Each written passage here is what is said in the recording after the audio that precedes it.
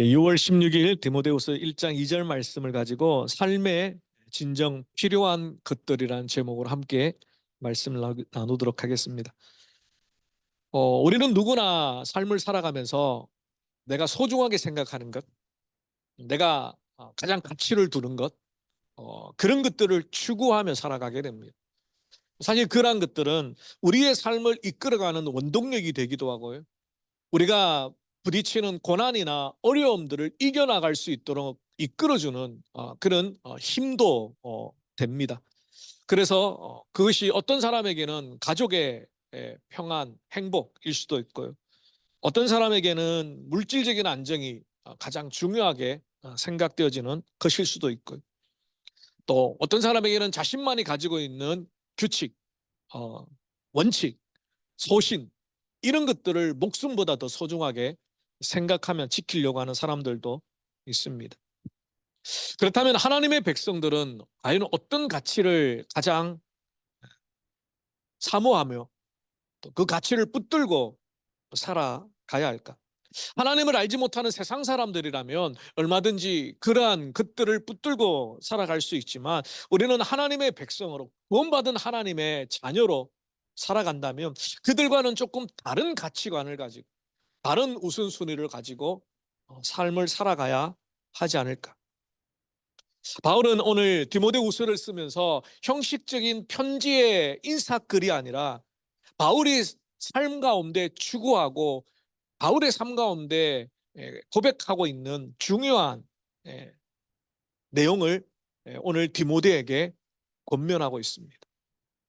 어쩌면 인생을 살아왔던 인생의 선배로서 또 신앙의 산전수전을 다 겪고 지금 로마의 감옥에 투옥되어서 사형 선고를 앞에 두고 있는 믿음의 백전노장이 이제 에베소 목회를 하고 있는 목회 초년생인 디모데에게 너에게 이 세 가지가 꼭 있었으면 좋겠다 라는 바람이 담겨져 있는 고백이기도 하죠.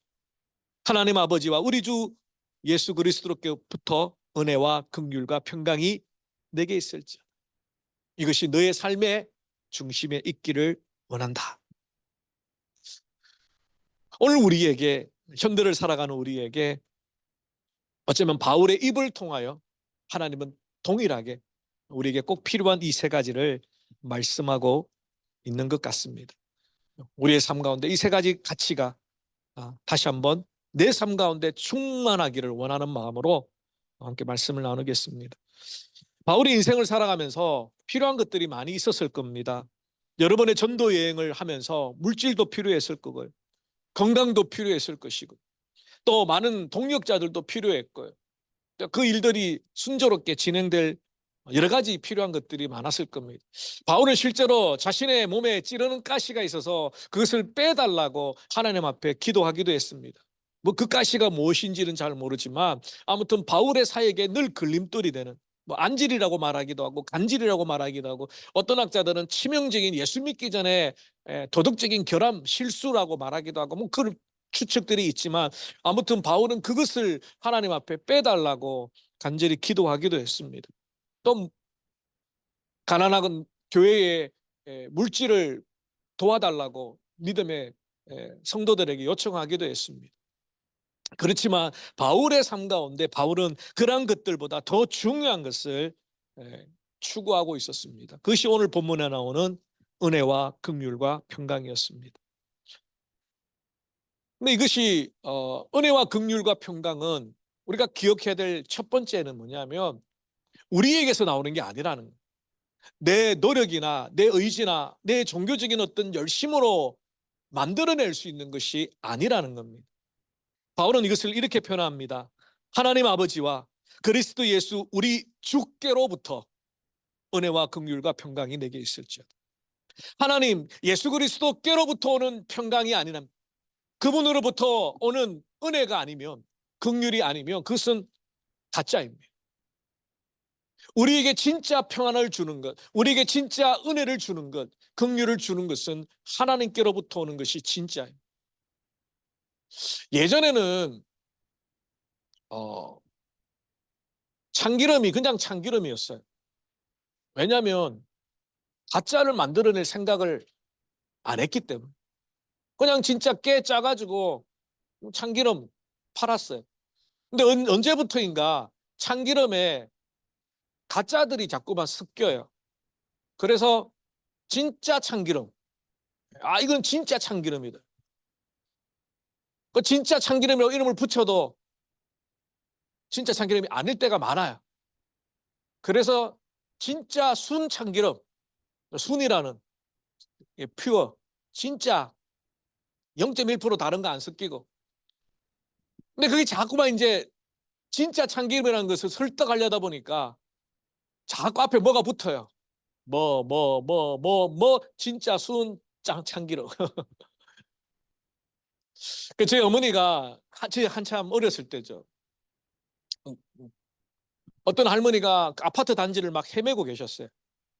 그래서 어머니가 그냥 마음이 안 돼서 할머니 왜 이렇게 길을 헤매고 계세요? 혹시 아들네 집에 가다가 길을 잃어버린 줄 알고 이제 그렇게 물어보셨대. 그랬더니 사실은 아들네 집에 가는데 이제 길을 잃어버렸는데 이제 그냥 아들 못 만나고 다시 고향으로 돌아가야 되는데 차비가 없다는 거예요. 차비가. 그러면서 내가 다른 건 없는데 이 꿀을 어, 줄 테니까 차비를 좀 달라고. 그래서 이제 순진한 저희 어머님은 그 꿀을 이제 차비와 바꾸었어요. 바꾸어서 이제 딱 가지고 왔는데 그때 저희 할머니가 같이 살고 계셨을 때 할머님이 딱 그 꿀을 딱 보시더니 첫 마디가 속았다는 거예요. 설탕물이 설탕. 설탕물과 꿀은 모르는 사람이 봤을 땐 비슷해요. 근데 딱 구별하는 방법이 뭐가 있어요? 이렇게 떠보면 합니다. 떠보면 설탕물은 뚝뚝뚝 떨어져요. 꿀은 쭉 흘러요. 그때 이제 꿀과 설탕물이 겉으로 봐서는 잘 모르는구나 라고 생각이 됐어요. 가짜가 진짜처럼 판을 치고 있는 세상을 우리가 살고 있습니다. 하나님으로부터 오는 참된 평안, 긍휼, 은혜가 우리의 삶에 필요합니다. 세상이 주는 가짜, 사단이 흉내내는 가짜, 가짜 평안, 일시적인 평안, 가짜 은혜, 교만하게 만드는 은혜, 그런 거 말고 진짜 하나님의 은혜를 받으셔야 되고 진짜 하나님의 긍휼을 추구하셔야 되고요. 진짜 하나님이 주시는 평안이 내 삶에 있어야 돼요. 그래서 어떤 상황과 어떤 형편 가운데도 우리가 정말 추구해야 될, 돈을 많이 버는 것도 필요하죠. 건강을 강구하는 것도 필요하죠. 그러나 정말 하나님의 백성들, 우리에게 필요한 이 세 가지가 우리의 평생의 삶 가운데 우리가 충만하고, 그래서 하나님 품에 안겼을 때 정말 제대로 하나님 앞에 잘 살았노라 고백할 수 있는 그 비결은 이 세 가지가 우리에게 충만할 때인 줄로 믿습니다. 첫 번째로 우리의 삶 속에 필요한 것이 은혜입니다. 바울은 항상 편지를 쓰거나 편지를 마칠 때 하나님의 은혜를 되게 강조했습니다. 어떤 신학자들은 바울 서신이 많죠. 바울이 고백한 내용들이 많습니다. 그 바울의 서신의 내용을 믹스기에 넣어서 짜면 딱 한 단어가 나올 수 있다. 그 한 단어는 하나님의 은혜라는 겁니다. 우리가 이 단어를 제대로 이야기해서 로마서 1장 16절부터 3장 20절에 나오는 바울의 신앙의 고백을 이해할 필요가 있습니다. 우리는 원죄를 가지고 태어났고 하나님의 심판으로 자유롭지 못하는, 영원히 멸망받을 수밖에 없는 정죄받은 우리를 하나님께서 일방적으로 구원해 주시기로 작정하시고 그 구원의 치료를 위해서, 그 구원을 완성하기 위해서 예수 그리스도를 보내주신 것, 그게 은혜입니다. 바울은 하나님의 은혜를 계속해서 고백하는데 그 은혜가 어디서부터 시작이 되냐면요, 갈라디아서 1장 1장 15절에 보면 그러나 내 어머니의 태로부터 나를 택정하시고 은혜로 나를 부르신 이가. 하나님의 은혜가 언제부터 시작이 되었습니까? 영원 전에 우리를 택하실 때, 저와 여러분을 하나님의 자녀로 삼으신 것은 하나님의 영원 전부터였습니다. 그러니까 그 우리를 택하신 것을 하나님의 은혜로 택하셨다는 것은 우리의 어떤 자격이나 조건이나 우리가 어떻게 하나님 앞에 그것을 받을 만한 자격과 조건을 갖추고 난 데가 아니라 우리가 태어나기도 전에, 우리가 존재하기도 전에 이미 하나님이 은혜로 아무것도 보지 아니하시고 값없이 우리를 하나님의 자녀로 택하셨다는 뿐만 아니라 에베소 2장 8절 말씀이죠. 너희가 그 은혜로 인하여 믿음으로 말미암아 구원을 얻었나니 이것이 너희에게서 난 것이 아니요 하나님의 선물이라. 행위에서 난 것이 아니니 이는 누구든지 자랑하지 못하게 함이라. 그 예정하신 사람을 하나님이 때가 되어 믿음을 가지고 예수 그리스도를 영접하여 하나님의 자녀가 되게 하신 것도 우리의 열심이나 우리의 노력이나 우리의 공로가 아니라 하나님의 은혜라는. 자, 구원을 주시기로 예정하신 것도 하나님 은혜, 때가 되어 믿음을 주셔서 그 믿음으로 하나님을 믿게 된 것도 하나님의 은혜. 그렇다면 우리의 삶은 하나님의 은혜가 없이는 살아갈 수 없는 자라는 것을 성경은 분명히 말하고 있죠. 그래서 바울은 고린도전서 15장 10절에서 이렇게 말합니다. 그러나 나의 나 된 것은 하나님의 은혜로 된 것이니 내게 주신 그의 은혜가 헛되지 아니하여 내가 모든 사도보다 더 많이 수고하였으나 내가 아니요 오직 나와 함께 하신 하나님의 은혜로다. 그러니까 바울은 하나님의 예정, 때가 되어 믿음 주신 구원, 그리고 구원받은 이후에 하나님의 백성의 삶도 하나님의 은혜로 살아가는 것이라고 말합니다. 자, 이렇게 보면 우리가 이 땅에서 정말 추구해야 되는 게 뭘까요? 우리가 정말 사모하며 붙들어야 될 게 뭔가요? 하나님의 은혜입니다. 사실 하나님의 은혜라는 것을 우리가 일반적으로 많이 사용해요. 예를 들어, 목사님 오늘 설교 은혜 받았습니다. 오늘 대표 기도하시는 그 집사님의 기도에 은혜를 받았습니다. 뭐 이런 표현을 많이 쓰잖아요. 은혜를 받았다. 근데 엄밀하게 말하면 은혜를 받았다라는 그 개념은 예수 그리스도를 우리에게 보내셔서 우리를 구원하신 하나님의 그 구원의 사역이 은혜의 사역이죠. 값없이 주시는 거니. 우리는 다만 하나님의 말씀을 통하여 기도 가운데, 찬양 가운데, 예배 가운데, 혹은 성경 공부 가운데, 큐티 가운데 하나님께서 나를 사랑하신, 그래서 다시 한번 구원받은 자녀에게 베풀어 주시는 위로와 감동과 소망, 그것을 깨닫게 된 것이죠. 그래서 성령의 감동을 받은 거예요. 그래서 운전하고 가시다가 유튜브로 어떤 목사님 설교를 들었는데 마음이 막 뜨거워졌다. 그것은 엄밀하게 말하면 은혜를 받았다라고 말해도 틀린 건 아니지만 하나님께서 나를 하나님의 자녀 삼아주신 나에게 오늘도 일용할 은혜를 공급하여 주시는, 감동을 주시는, 깨달음을 주시는, 구원의 확신을 주시는, 이 땅에 살아갈 소망을 더하여 주십니다.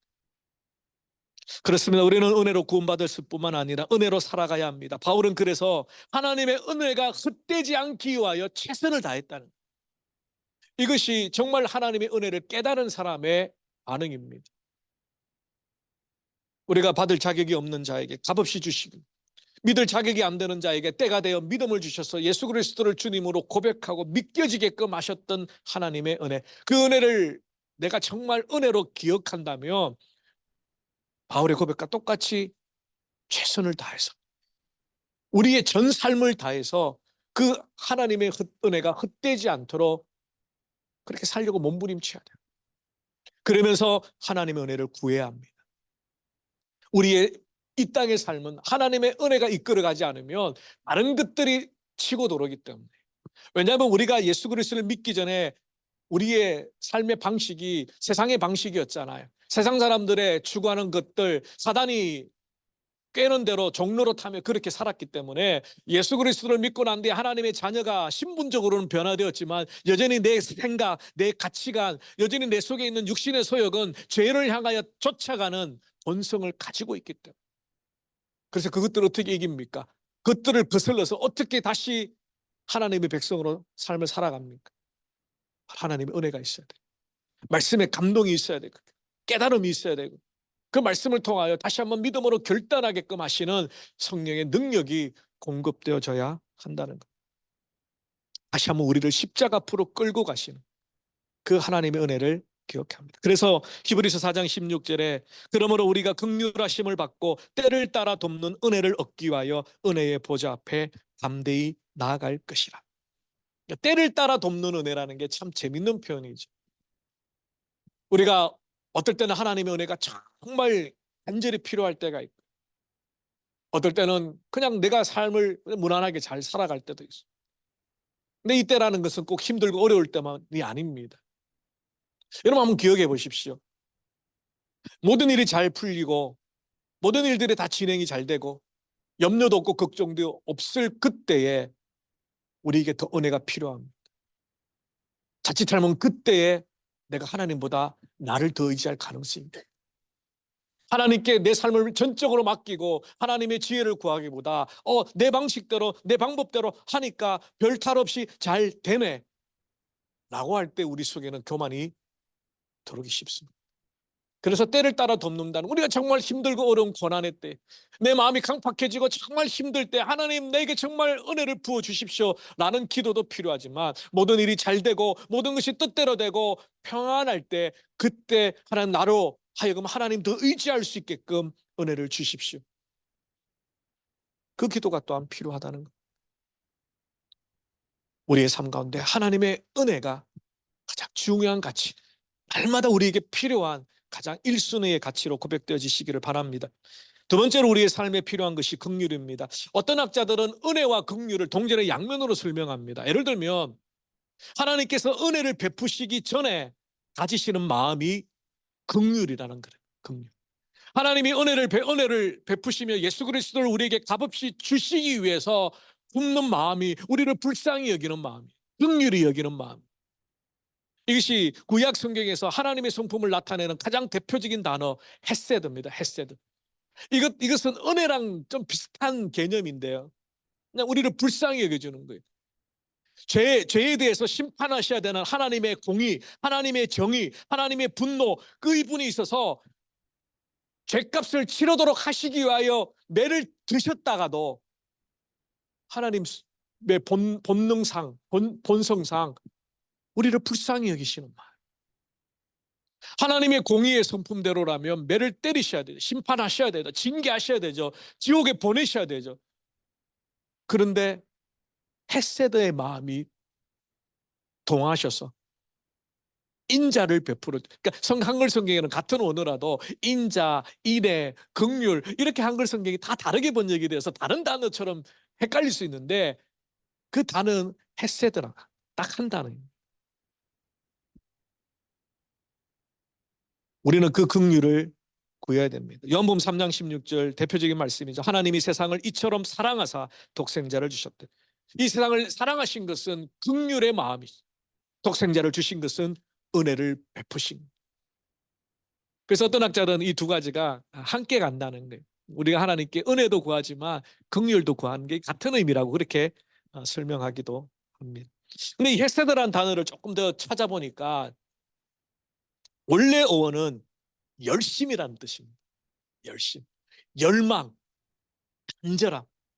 근데 이 열심과 열망, 간절함이 조금 확대되면 그 긍휼의 헤세드의 핵심이 뭐냐면 결속이라는 것. 결속.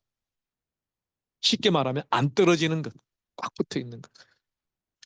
우리가 연애할 때 늘 붙어 있고 싶잖아요. 한시라도 떨어지기 싫은 거죠. 그러니까 그 마음을 하나님께서 우리를 향하여, 이스라엘 백성들을 향하여 표현한 게 헤세드입니다. 하나님이 이스라엘 백성들을 향하여 얼마나 그 사랑이 불타오르는지, 그래서 그들을 불쌍히 여기고 긍휼히 여기고. 이제 그게 대표적인 게 호세아서 아닙니까? 호세아 선지자에게 하나님께서 특별한 명령을 내리십니다. 몸 파는 여인과 결혼하라는 겁니다. 이 사람 저 사람 품에 안겨 있는 그 부정한 여인을 선지자의 아내로 맞이하라는 겁니다. 이 황당한 명령 아닙니까? 선지자라면 정말 하나님의 말씀을 전하는 거룩한 의의 도구가 되어야 되는데, 그 가정이 그런 가정으로 이루어진다면 어느 누구가 선지자를 도덕적으로, 인격적으로, 윤리적으로 존경하겠습니까? 그런데 하나님 그렇게 하라고 하시는 거예요. 그 이유가 이스라엘 백성들의 모습이 그러하다는 겁니다. 호세아 선지자가 몇 번이고 집을 나가는 그 여인을, 그 아내를 다시 찾아옵니다. 값을 치르고 또 되찾아옵니다.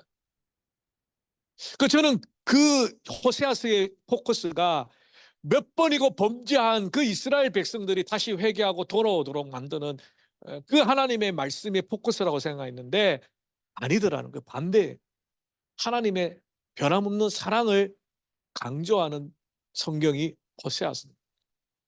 이스라엘 백성들이 바알을 섬기고 우상을 섬기고 아세라를 섬기고 가나안의 7족속이 섬기는 그 우상들을 똑같이 섬기면서도 하나님을 섬긴다고 했어요. 왜냐하면 제사는 그대로 드렸거든요. 근데 그 이사야서에 보면 역겹다고 하나님 그러셨잖아요. 하나님을 사랑하는 마음은 일말도 없는데 제사의 형식만 있는 그들을 향해서, 그때 하나님께서 그럼에도 불구하고 몸 파는 여인이 한 남자 품에 안겨 있어도 다시 값을 치르고 싸우는 것 같이 하나님은 이스라엘 백성들, 하나님의 백성들을 향한 그 사랑이 열망, 열심, 간절함, 절대로 떨어질 수 없다, 나는 결속을 나타내는 헤세드, 이 긍휼을 베푸시기를 원하셨다. 시편 89편 28절이죠. 저를 위하여 나의 인자함을, 헤세드를 영원히 지키겠다. 여러분, 이 말씀을 듣고 좀 위로가 되십니까? 내가 어떻게 살든, 내가 내 삶 가운데 어떤 죄를 범하든 하나님의 나를 긍휼히 여기시는 마음은 영원토록 변함이 없다고 하니까 좀 더 과감하게 마음껏 죄를 지어볼까? 그런 마음이 드세요? 그 반대여야 돼. 여러분이 진짜 하나님의 긍휼하심, 값없이 베풀어 주시는 그 긍휼하심 때문에 내가 살게 되었다, 하나님의 그 두려운 심판대 앞에서 예수 그리스도로 인하여 구원을 얻었다라는 감격과 기쁨이 있다면 하나님의 그 영원한 무궁한 긍휼 앞에서 우리가 어떻게 반응해야 됩니까? 더 과감하게 죄를 지어야 되겠다가 아니라 작은 죄까지도 하나님 앞에 애통해야 돼. 우리가 지난주에 그 제자훈련 그 성공부를 하면서 그 회개에 대한 이야기를 좀 했습니다. 그리고 또 리더 모임 때도 또 주제가 좀 비슷해서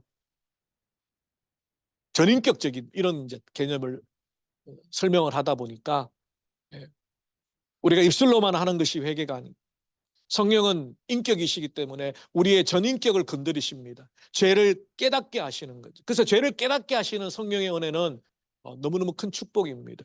죄가 죄인 줄 모르고 그대로 죄의 길로 나가게 되면 그냥 멸망의 길로 끝나는 거죠.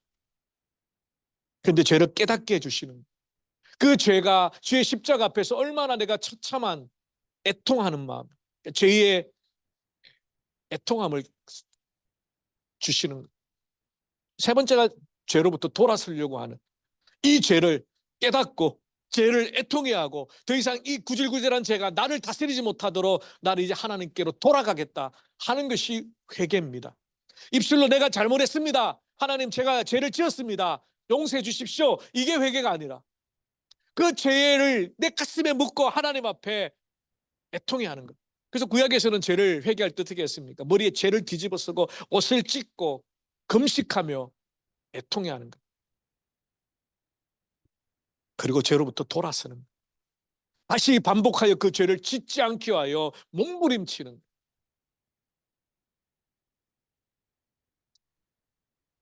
예수 믿는 사람들은 죄 짓지 않는다고 말씀하는 게 아닙니다. 로마서 8장 1절 말씀처럼 그러므로 누구든지 그리스도 예수 안에 있는 자는 결코 정죄함이 없다. 예수님이 2000년 전에 우리를 대신하여 정죄를 당하셨습니다. 죄의 심판과 저주와 멸망을 받으셨습니다. 그래서 우리에게 남아있는 한 가지 소망이 바로 회개. 회개는 축복입니다. 예수 믿고 나서 또 범하는 죄, 연약하여 또 넘어지는 죄, 애통하면서도 어쩔 수 없이 순간적으로 또 죄를 범하는 것. 그것을 향하여 다시 십자가 앞에 우리를 끌고 나가 예수 그리스도의 보혈의 피로 깨끗게 하시는 회개의 역사가 우리에게 있다는 것. 예레미야 예가 3장 22절에 보면 여호와의 자비와 긍휼이 무궁하심으로 우리가 진멸되지 아니함이니이다. 이것이 아침마다 새로우니 주의 성실이 크도소이다. 날마다 우리 아침에 하루를 시작할 때 하나님 나를 불쌍히 여겨주시고 긍휼히 여겨주십시오. 오늘 하루를 살아가는데 하나님의 자녀로 살아갈 수 있도록 긍휼의 마음을 주십시오. 우리가 최선을 다해 우리의 삶을 살아가지만 하나님께서 허락하셔야 되죠. 우리를 불쌍히 여겨주십시오. 이게 복음서에 보면 예수님께 치료를 받았던 많은 사람들의 패턴이 있습니다. 그들이 다 뭐라고 고백하냐면 불쌍히 여겨달라는.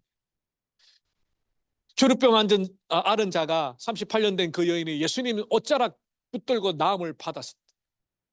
귀신 들린 자, 또 그 자녀를 귀신 들려서 온갖 이 수도 없이 좋다는 약 다 먹여봐도 못 고쳤던 절망의 상황에 하나님의 아들 메시아가 지나가신다는 소문을 듣고 믿음으로 나왔던 그들의 그 마음의 중심이 뭐가 있냐면 간절함이었습니다. 이제 마지막 정말 지푸라기로 짚는 심정. 그런 마음으로 주님께 나와서 주님 나를 불쌍히 여겨주십시오. 주인의 상에 떨어지는 부스러기라도 줬사오니 개들이 먹는 그 부스러기처럼 나를 불쌍히 여겨주십시오. 그러니까 예수님께 그 치유를 받았던 또 회복을 입었던 귀신이 쫓겨나갔던 그 모든 사람들 마음속에는 그 간절함이 있었던, 그래서 성경은 믿음이라고 말합니다. 그 간절함을. 우리가 간절함만 있다고 성공하는 게 아니죠. 그 간절함이 누구에게 향하느냐? 천지를 지으신 하나님 아버지, 만물을 주관하시는 하나님 아버지, 예수 그리스도를 우리에게 보내셔서 우리를 사랑한다라고 고백해 주셨던 하나님, 그분을 향한 열망, 그게 뭐냐면 나를 불쌍히 여겨주십시오, 긍휼히 여겨주십시오. 그 기도라는 거예요. 그래서 저는 항상 기도할 때마다 하나님 그냥 저를 불쌍히 여겨주십시오, 저를 긍휼히 여겨주십시오. 내가 아무리 수고하고 애써도 그 수고 애쓴 만큼 어떤 결과가 나지 않을 때가 많잖아요. 그러니까 하나님 조금만 불쌍히 여기다, 나를 기억해다. 우리의 삶 가운데 긍휼하심을 간구하는, 그래서 내 삶을 내 힘으로 살아가는 게 아니라 하나님의 도우심, 하나님의 긍휼 베푸심으로 인하여 내가 살아갈 수 있다, 내가 살아간다, 아니 내가 살 수밖에 없다라는 고백, 그 간절함이 우리에게 필요하다는 것. 세 번째로 하나님의 백성들의 삶 가운데 평안이 필요하죠. 특별히 감옥에 갇혀서 디모데에게 이 편지를 쓰면서 평강을 지금 빌고 있는 이 모습은 바울이 감옥에서 평안을 누리고 있는 거죠. 자신은 감옥에서 언제 죽을까 두려워, 사형 선고가 이제 내려졌는데 오늘 간수가 와서 나를 데려갈까 막 불안해하면 과연 디모데에게 평안을 외칠 수 있겠습니까? 실제로 바울은 감옥에 있으면서 빌립보서에 보면 평안을 이야기합니다. 자기가 평안하다라고 외칩니다. 샬롬. 이 샬롬은 구약의 이스라엘 백성들에게 대표적인 인사 말이죠. 이스라엘 백성들의 삶이 늘 전쟁통에 있었습니다. 주변에 강대국들이 널리 있었죠. 블레셋이 있었고, 모압이 있었고, 암몬이 있었고, 아시리아가 있었고, 바벨론이 있었고, 로마가 있었고, 계속해서 강대국의 압제 속에 있습니다. 그들에게는 하나님이 지켜주시는 평안이 가장 1순위의 인사예요. 나 샬롬하냐, 샬롬하냐. 근데 사실 그 샬롬의 그 문화적인 배경은 그런 전쟁과 관련되어 있지만 사실은 신학적인 이슈가 있습니다. 이 샬롬의 온전한, 완전함, 안녕. 원래 이 단어의 어원의 뜻은 분리되었던 것을 함께 묶는다는 뜻입니다. 그러니까 샬롬의 뜻이 뭐냐면 끊어졌던 것이 다시 합해지는 거예요. 그게 평안입니다. 딱 떠오르는 게 있죠. 에덴 동산에서 아담과 하와가 죄를 범하기 전에 하나님과 동산을 거닐며 정말 아름다운 신앙의 아름다운 교제를 나누었는데 죄로 인하여 쫓겨났습니다. 관계가 깨어졌습니다. 하나님과 우리 사이에 죄가 틈을 타고 들어왔습니다. 그것을 다시 회복하는 게 샬롬입니다. 그래서 우리가 하나님을 볼 때 두려운 게 아니에요. 우리 죄를 심판하시는 그런 무서운 하나님이 아닙니다. 그래서 경외라는 단어는 두려움으로 번역할 수가 없습니다. 영어 성경에는 여호와를 경외하라, fear, 두려움과는 차원이 달라요. 근데 경외라는 단어를 어떤 영어 단어로도 번역할 수가 없는 오묘한 단어입니다. 그것은 그냥 막연한 두려움이 아닙니다. 하나님께서 나를 사랑하시고 나를 용서해 주시고 구원하여 주신 절대 주권자의 하나님이시지만 그 하나님이 나와 정말 친밀하지만 그러나 그분을 함부로 할 수 없는, 정말 존경하고 그러면서도 정말 사랑하고, 그러면서도 정말 의지하고, 그러면서 정말 경배하는 그 모든 것들이 다 오묘하게 있는 단어가 경외하다는. 여러분, 하나님을 경외하십니까? 하나님을 두려워하십니까? 제자훈련반 때 고백했던 내용인데, 제가 처음에는 저희 아버님을 위해서 기도했어요. 아버님이 이제 교회를 그 당시 안 다니실 때, 하나님 꿈에, 우리 아버지 꿈에 한 번만 딱 나타나서 네가 핍박하는 치영의 하나님이 나다라고 꿈에 한 번만 나타나시면 우리 아버지가 예수 믿을 것 같았어요. 어린 마음에 그렇게 작전 기도도 하고 아무리 해도 아버님이 꿈쩍도 안 하시는. 그래서 마지막 수단이 이제 하나님 꿈에 나타나신. 근데 아버지 눈치를 보니까 아버지 꿈에 하나님이 아직 안 나타나신 것 같아요. 그러니까 이제 제가 자꾸만 이제 신앙의 힘이 빠지는 거예요. 아, 정말 하나님께서 정말 살아계실까? 정말 내 기도를 들으실까? 그 이후에 이제 기도 제목을 바꿨어요. 하나님, 그러면 우리 아버지 꿈에 나타나는 게 좀 부담스러우시면 제 꿈에 한번 나타내 주시면 제가 하나님 살아계심을 확실히 믿겠습니다. 여러분, 그런 기도 해보셨어요? 하나님 꿈에 한번. 어떤 성도님들은 가끔 그렇게 이야기하시더라고요. 아, 목사님, 지난밤 꿈에 하나님, 예수님이 빛난 모습을 입고 이렇게 나타나셨어요. 제 꿈에 나타나셨을까요? 나타났다 한번 손 들어보세요. 아무도 없으시네.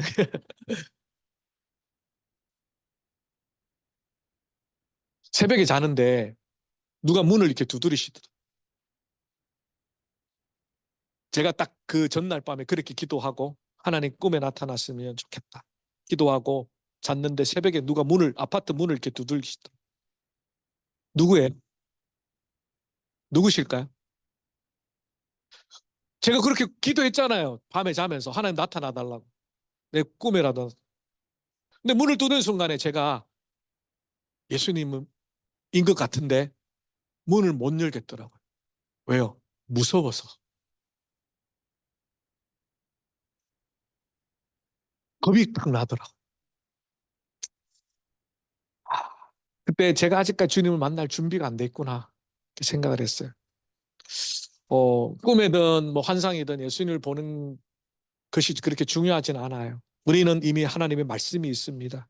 말씀을 통하여 우리를 사랑한다는, 아니 살아계시다라는 선언과 선포가 너무너무 많아요. 근데 우리는 믿음이 연약하니까 자꾸 뭔가를 봐야 되고 뭔가를 느껴야 되고 뭔가 붙들어야 될 그런 체험들을 자꾸만. 물론 기독교는 체험의 종교이기도 합니다. 하나님 살아계신 증거들이 온 우리의 삶 가운데 체험되어지고 경험되어져야 됩니다. 그러나 이미 우리는 하나님의 말씀을 통하여 우리에게 평안을 주시고 우리에게 긍휼을 주시는 하나님이 살아계시다는 증거가 가득 차 있습니다. 그래서 이 말씀을 읽지 않고 말씀을 배우지 않고 말씀을 붙들지 않고 우리의 믿음이 세워져 간다. 그것은 거짓말입니다. 그렇게 세워진 믿음은 언젠가는 무너집니다. 작은 사건 하나에, 작은 시련 하나에, 작은 억울함 하나에 다 무너집니다. 말씀의 뿌리가 깊게 내려. 평안도 마찬가지입니다. 우리에게 주시는 하나님의 평안. 그 평안은 세상이 줄 수 없고 세상이 훔쳐갈 수 없고 세상이 흔들 수 없는 평안입니다. 그런 평안을 여러분 누리고 있습니까? 그것을 추구해야 됩니다. 그것을 간절히 소망해야 됩니다. 예수님께서 이 땅에 오신 이유입니다. 누가복음 2장 14절, 지극히 높은 곳에서는 하나님께 영광이요 땅에서는 기뻐하심을 입은 사람들 중에 평화롭다. 제가 요즘에 뇌과학에 대한 책들을 좀 읽는데요. 그 뇌과학은 다 진화론에서 바탕이 되었습니다. 근데 그 책들 중에는 어, 우리가 불안해하고 염려하고 스트레스 받고 하는 것들이 다 뇌의 작용이죠. 그것은 우리가 명상을 하거나 뭐 어떤 그런 작업을 통해서 내 마음을 컨트롤할 수 있다는 거죠.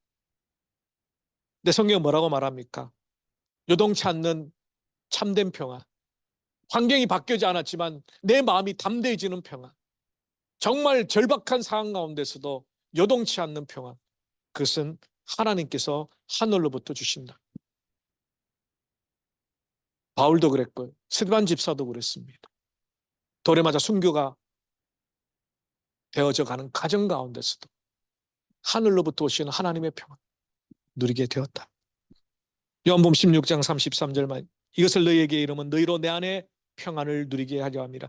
세상에서는 너희가 환난을 당하나 담대하라. 내가 세상을 이겼노라. 요한복음 14장 27절 말씀, 평안을 너희에게 끼치노니 곧 나의 평안을 너희에게 주노라. 내가 너희에게 주는 것은 세상이 주는 것 같이 아니라 너희는 마음에 근심도 하지 말고 두려워하지 말라. 세상이 주는 평안이 있습니다. 일시적인 평안, 물질의 평안, 건강의 평안, 지식의 평안, 직업의 평안, 일시적인 평안이 있습니다. 그것은 영원하지 않습니다. 하나님이 주시는 평안,